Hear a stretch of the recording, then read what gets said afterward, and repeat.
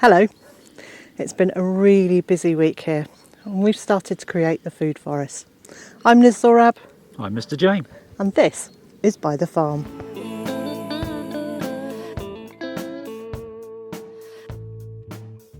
About a week ago we had some fencing people come to put in new gates and fix the fencing. And so they've put in some new fence posts, but not all. So basically they've just replaced the ones we've asked them to. But they have built a completely new fence in one field. Yeah, they have. They've also put in a load of stock fencing so that we can now have animals through between the different fields without the risk of things we don't want going into places we don't want them and eating what they shouldn't. Yes, so we've tested out. The sheep have been allowed in here for a few days, as is evidenced by their droppings on the floor. They haven't got into anything else, so it does appear that that fencing works. So what that means is that we can now crack on with it and Liz can start creating the gardens. After they had finished doing the fencing, it rained quite a lot, didn't it? Yeah, not half. And we spent a bit of time sitting at the kitchen table doing one of my famous or infamous plans and layout and what if drawings. And several drafts later came up with a vague plan for this area, which will be the food forest. It's a little over half an acre, and I'm really excited actually. I'm really excited about developing this space. So let's hop over here so I don't stand on this. When we were out here with the sticks and the string yesterday, I had a massive flashback to January 2016 when we started laying out the ground at our last place.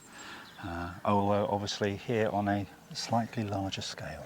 But it was exactly the same thing. It was literally something to push into the ground, some bits of previously used recycled string, and just some really big dreams. And we know how well that turned out in Monmouthshire. So I'm really looking forward to seeing how this develops here. So what I've decided is to have a series of long beds.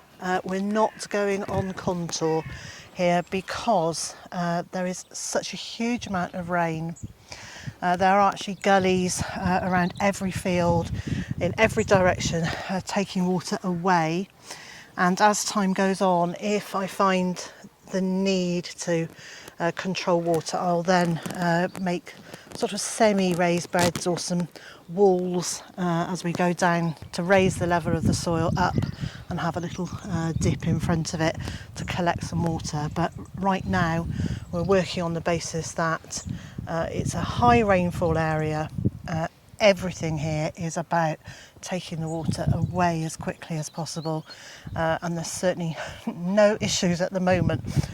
So having marked out where I want the beds, that's not quite the right word, but the rows for planting are going to be, I've then put down this weed suppressing membrane, and this isn't plastic, this is a heavyweight cornstarch.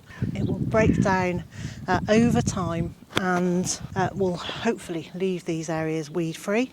But in the meantime, it'll give the trees and shrubs that we plant in here a really good fighting chance against all the grasses and wildflowers in the rest of the field.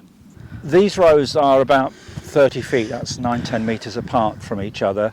That will give, I'm reliably informed, everything a chance to grow, but also give us a chance to get between the rows of plants, not only to tend to them and for us to plant them and to harvest from them, but also so that we can do things like cut the grass.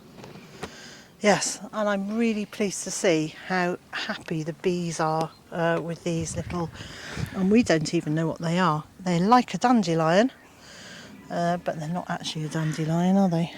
Anyway, they're very pretty, whatever they are. The bees are really loving them. So I'm very happy to leave these here for now, and we will cut in between the growing spaces in due course. Well, for a start, when we have an implement with which to do it. Absolutely. Other than a sheep. These marked out areas will have trees and large shrubs in them. So I will make a hole in the membrane plant and then put the membrane back down and round the stem of each plant.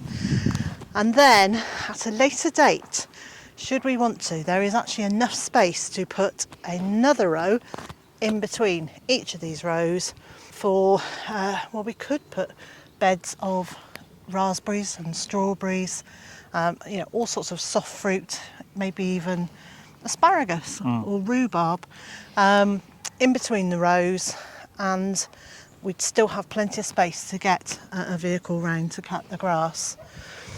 In our previous home in Monmouthshire, we created what I think was a really pretty food forest, but it wasn't done in a planned way. It was very much there's a space, I'll put something in there.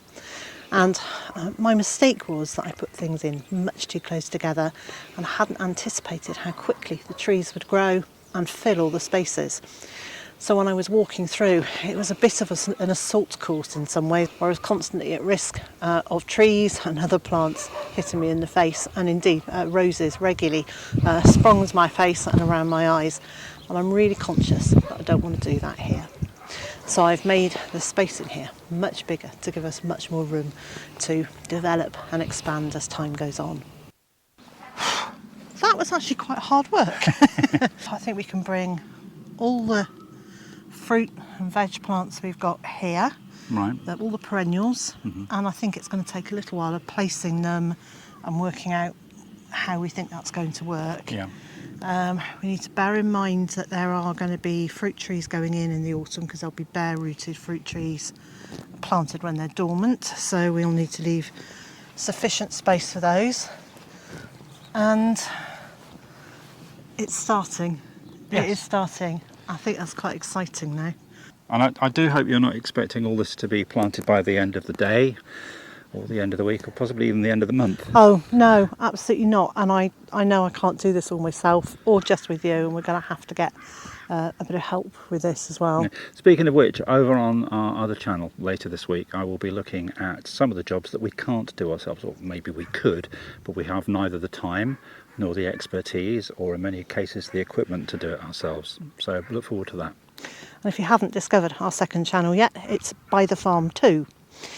And I'll leave a link on the screen and in the video description.